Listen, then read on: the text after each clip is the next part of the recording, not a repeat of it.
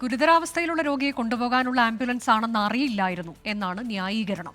ഉമേഷ് ബാലകൃഷ്ണൻ വിശദാംശങ്ങളുമായി. ഉമേഷ്, ഒരു രോഗിയെയും കൊണ്ടുപോകുന്ന ആംബുലൻസ് ആണ്, അത് ഗുരുതരാവസ്ഥയിലാണെങ്കിലും അല്ലെങ്കിലും തടയാൻ പാടില്ല എന്നതുപോലും അറിയാത്ത പ്രവർത്തകരാണോ ഇവർ? ഒരു കാരണവശാലും നിൽക്കുന്നൊരു ന്യായമല്ലല്ലോ ഇവർ പറയുന്നത്.